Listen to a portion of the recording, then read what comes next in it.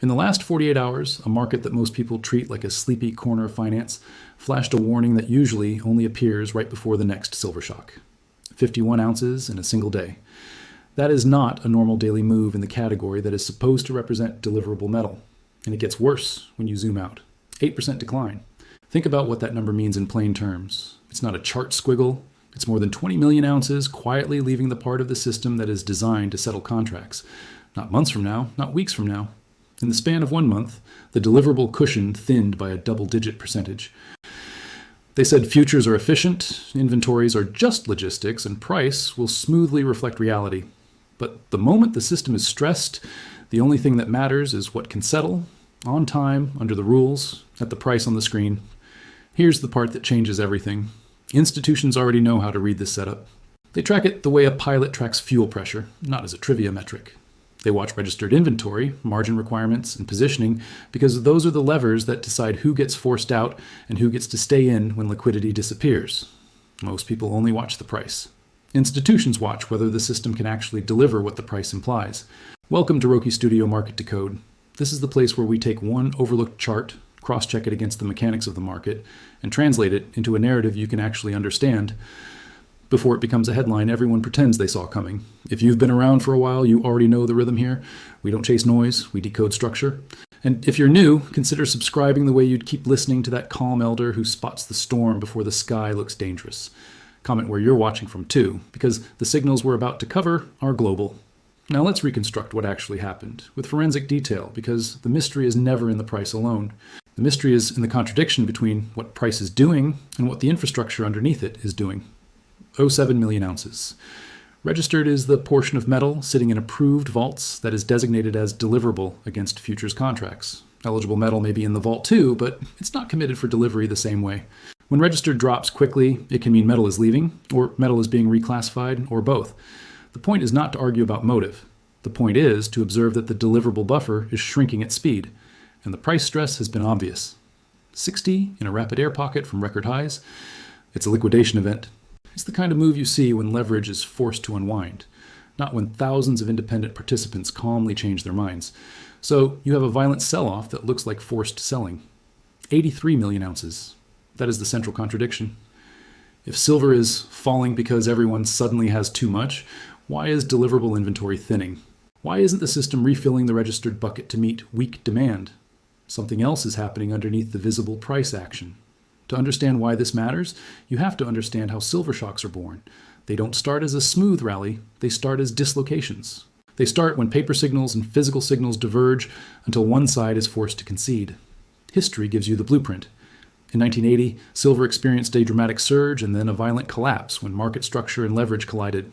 The lesson wasn't just that prices can spike. The lesson was that when positioning becomes crowded and the rules of the game change, the move is not gradual, it's abrupt. In 2011, silver ran hard toward the high 40s and then snapped lower after margin requirements were raised repeatedly and leverage was squeezed. The pattern was simple: rising participation, tightening rules, forced selling, and then a market that overshoots because the exit becomes crowded. Now look at the current setup. On December 29th, 2025, CME margin on March 2026 silver futures was widely cited as rising by $3,000, roughly from $22,000 to around $25,000. Whether you trade futures or not, you need to understand what that means. Margin is the collateral required to hold the position. When it goes up, participants have to post more cash immediately or reduce exposure. That is not an opinion. That is a schedule. It forces action. And the timing matters. A margin increase into a volatile market can become a lever that turns volatility into liquidation. This is not about conspiracy. This is about plumbing. If enough participants are leveraged and the collateral requirement rises while the price falls, you get a double squeeze. You have to bring more money to the table while your position is losing money. That is how forced selling cascades through a market. So the first institutional signal is not a rumor. It's a mechanism, margin, and collateral rules. The second institutional signal is positioning, 2,000 previously. The point is that positioning is moving, and when positioning shifts rapidly, it tells you that large players are reducing risk or being forced to reduce risk. The third institutional signal is inventory, not total inventory in the abstract, but deliverable inventory in the place where contracts settle. And here's where it gets interesting, because the most powerful dislocations are the ones where two authoritative data sets point in opposite directions. On one side, you have London Vault data, $4 billion, roughly 927,254 bars. If you only look at that, you could say, see, there's plenty of silver, inventory is rising, 0.7 million ounces on February 2nd, 2026. Those two facts can coexist for a while, but they create a gap. London can have metal while deliverable supply on COMEX tightens. East can be pulling while West is papering over. Official totals can look stable while deliverable categories thin, and that gap cannot persist indefinitely because contracts settle somewhere and physical metal has to move or premiums have to rise or the rules get adjusted to manage the stress. This is the part no one is discussing clearly enough. The silver market is not one market. It's a network. It's futures contracts, spot transactions, vaulted bars, industrial flows, investment products, and regional demand, all stitched together by arbitrage that only works when metal can actually be sourced and moved at a cost that makes sense. When one node in that network shows stress, it doesn't mean the whole world ran out of silver. It means the cost of making the network behave like one price is rising, and when that cost rises, the market has only a few ways to respond. It can reprice the physical premium. It can tighten delivery terms. It can raise margins. It can change incentives, or it can allow price to jump violently until the imbalance clears. Historically, when deliverable inventory declines while volatility is already elevated, the outcome is not a polite adjustment, it's a shock. And let's anchor this in the one chart that predicts the next silver shock: registered inventory versus the pace of withdrawals.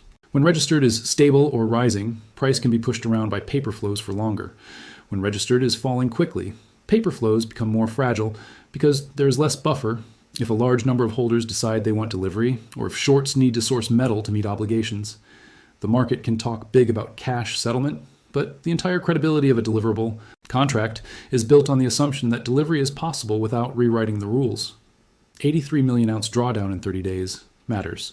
It's not just the quantity, it's the speed. Speed is what turns a manageable situation into a crisis. Slow drawdowns can be planned around. Fast drawdowns force decisions. Now, let's connect the dots between seemingly separate events, because this is where you see the institutional playbook. When volatility spikes, you often see three things happen close together. First, margin requirements rise, which increases collateral pressure. Second, speculative positioning changes, either because traders voluntarily reduce exposure or because they are forced out.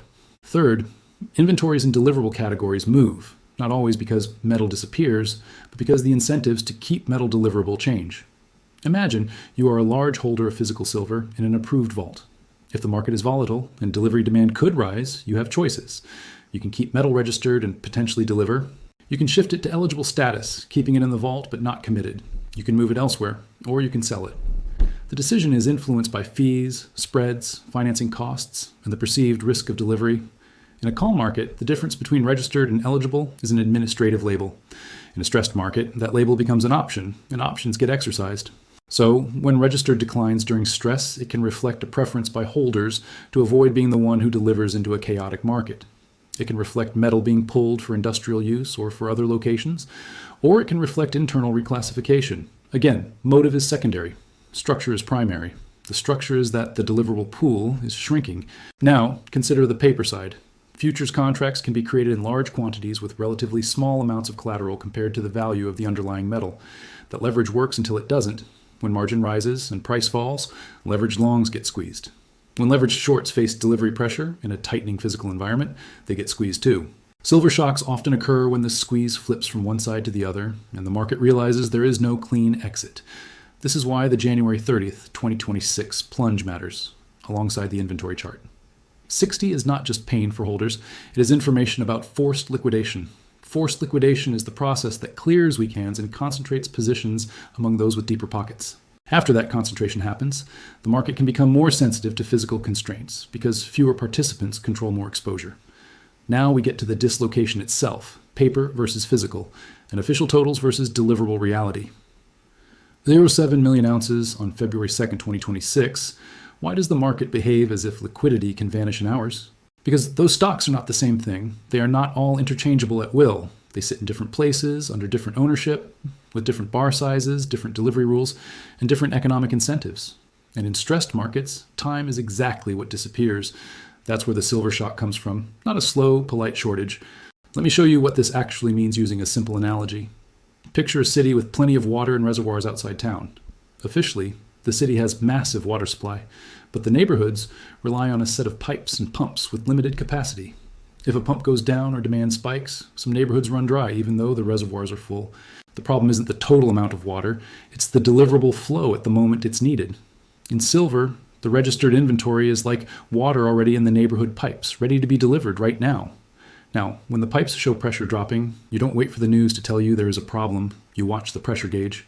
That gauge, in this context, is the registered inventory chart. Here's another layer most people miss. The dislocation often shows up first in the spreads, not the headline price. When nearby contracts begin to behave differently than deferred contracts, it's the market whispering that time has become valuable.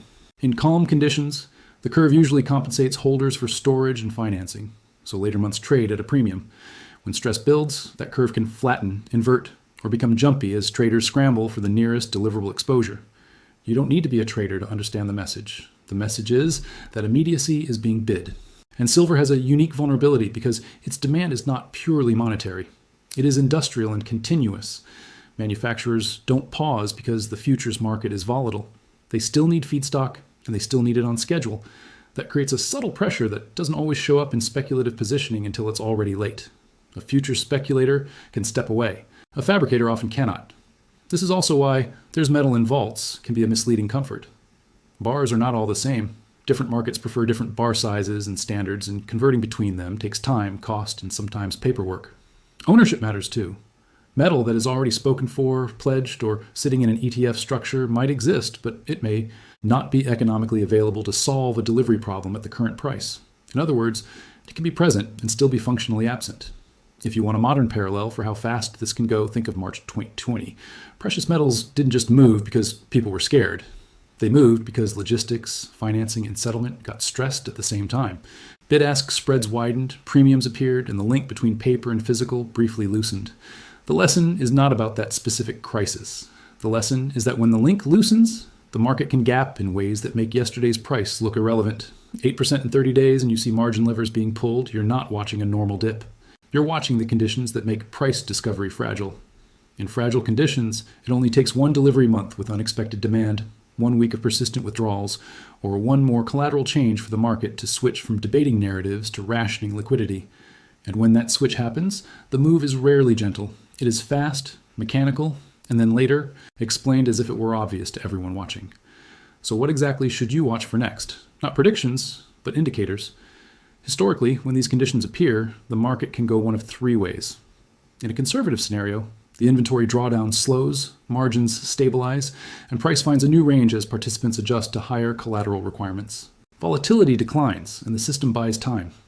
In a moderate scenario, deliverable inventory continues to erode while price remains unstable, and you start to see premiums widen in physical markets, or you see unusual delivery behavior and shifting spreads between contracts. In an aggressive scenario, the gap between paper pricing and physical availability forces a rapid repricing, not because someone decides it, but because the market runs out of room to pretend both sides are consistent. Notice how none of those scenarios require a dramatic story. They require mechanics. They require the continuation of the same observable pattern: tightening deliverable supply, collateral pressure, and volatile price action. Now, there is one more detail that ties this together: the way institutions use volatility itself as a tool. When a market becomes unstable, it creates excuses for rule changes that would be controversial in calm times. Margin hikes are easier to justify. Liquidity providers widen spreads, exchanges tighten rules, large players reduce visible exposure. In reality, the market is being re-engineered in real time to survive its own stress. That is why the December 29th, 2025 margin change matters, even if you never touch a futures contract. A $3,000 increase on March 2026 silver futures, from roughly $22,000 to around $25,000, is a lever that turns price movement into forced behavior. It changes who can hold risk. It changes who gets liquidated. And it changes the distribution of positions across the market. 7,000 in speculative positioning in the January 30th, 2026 report. And you get a picture of risk being reduced in a hurry. Risk reduction is not neutral. It creates vacuum pockets. It creates sudden cascades. And after cascade, markets often overshoot in both directions because liquidity is thin and confidence is fragile. Now revisit the one chart. 8% decline is telling you that deliverable availability is tightening while the market is already unstable. That setup is like dry brush in a windy season. It does not guarantee a fire on a specific day, but it makes the system more sensitive to sparks, and sparks can be mundane. A large industrial buyer needing supply, a shipping bottleneck, a sudden surge in investment demand, or a delivery month, where more participants stand for delivery than the system expects. In a stable system, these are absorbed. In a stressed system, they become shocks. This is the divide that always appears before big repricing events. Those who understand this aren't necessarily smarter. They're just looking in the right place. Information gap becomes wealth gap because institutions move first, retail moves last, and the order rarely changes. 60 in a rapid plunge. Markets do what leverage and rules force them to do. 51 ounces. So here's what to take away, calmly, without hype. The inventory watch chart is not predicting a price number. It's predicting a condition where the market's promise of deliverability is being tested at the same time its participants are being forced to de-risk. Historically, that combination produces discontinuous moves, not because anyone wanted them, because the system couldn't reconcile paper claims and physical constraints without a repricing. Keep your eyes on 3 things. 1, the pace of change in registered inventory, not just the level. 2, margin and collateral changes that alter who can stay in the game. 3, any persistent divergence between official vault totals and deliverable availability in the contract settlement system. When those 3 align, the next silver shock is no longer a dramatic theory. It's a structural possibility the market itself is telegraphing. This is Roki Studio Market Decode, where we decode what matters before its headlines. If this connected dots you hadn't seen, you know what to do. The question isn't whether this unfolds. The question is whether you'll recognize the warning signs before it does.